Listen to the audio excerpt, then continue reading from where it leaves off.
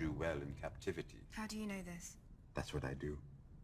I drink, and I know things. What is up, guys? This is Mercedes coming to you from the Awesome News Network, and I'm here to give a quick recap and review of the Game of Thrones Season 6, Episode 2, titled Home. This recap and review will have spoilers, so if you haven't seen the episode yet, I would highly advise you go watch it. I promise you will not regret that decision, and then come back and talk to me then. Alright, so here we go. Up beyond the wall, we see Bran having visions of his dad, aunt, and uncle while they were little in Winterfell. The three-eyed raven warns him to not get stuck, which sounds like foreshadowing to me.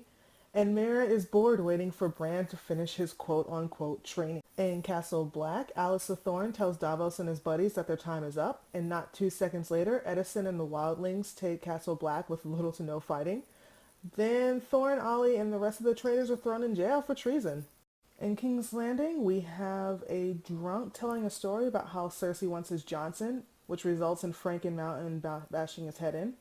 Tommen, who is most definitely dying soon, forbade his mother from going to Marcella's funeral and then apologizes like that makes it better.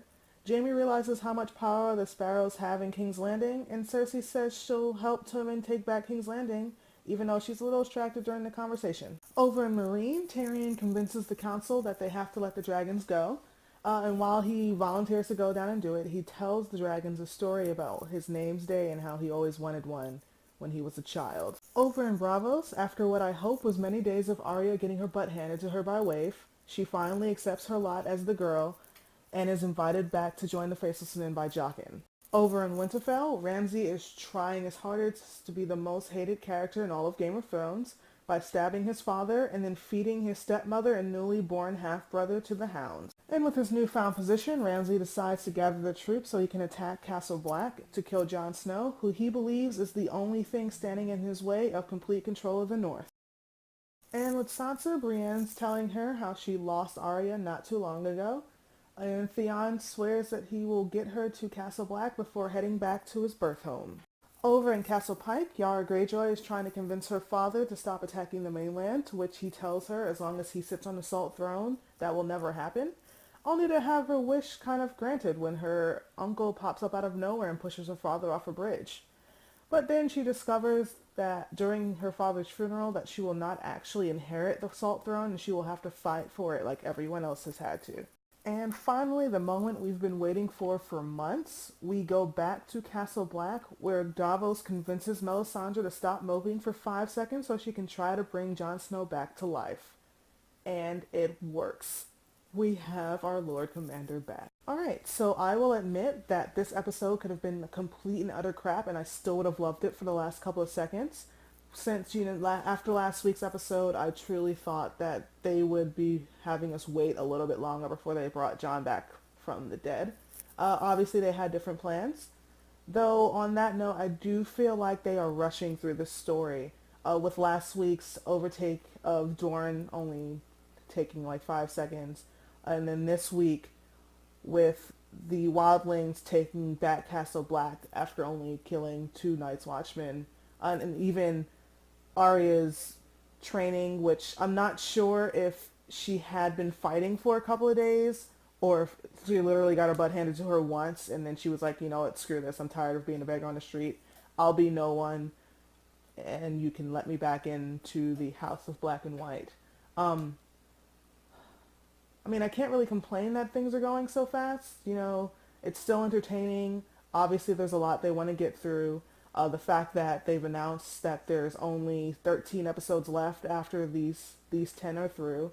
But it is going by pretty fast. Other than that, I did enjoy this episode. It's always good to see the dragons. And it's also kind of funny seeing how smart that they apparently are. You feel that Daenerys might have jumped the gun in locking the two of them away just because Drogon can't control himself. And then seeing all the pieces moving towards an all-out battle is really interesting. Ramsay is obviously trying to head north to attack Castle Black. Jon will probably be heading south to meet him. Dorne will be sending troops to attack the Lannisters in King's Landing, while the Lannisters are trying to gather their men to attack the Sparrows, also in King's Landing. We didn't see Daenerys this episode. Oh, but you know that always happens with this show because there's so many characters. Um, but yeah, it's all the pieces are moving, and I kind of can't wait to see what comes of everything that's happened. And let's not forget, we have yet to see the White Walkers this season. I can't help but feel that they are just lurking in the background, waiting to pop. Well, that's all for me. What did you guys think of this episode? And what do you think is going to happen next? How many more of Bran's visions are we going to sit through? Will Sansa show the good old Stark luck and get to Castle Black just in time for something terrible to happen? How are Cersei and Jaime going to handle everything that's going on and will be going on in King's Landing? Uh, what will the repercussions of Tyrion letting Rhaegal and Viserion out be? And how awesome do you think Arya will be after she finishes her blind ninja training? Let's discuss in the comment section below. And if you so please, go ahead and hit that like and subscribe button. And don't forget to check out the Awesome News Network's Facebook page, where you will find a one-stop shop for all the latest news when it comes to movies, television, video games, comics, and anime. Until next time, guys.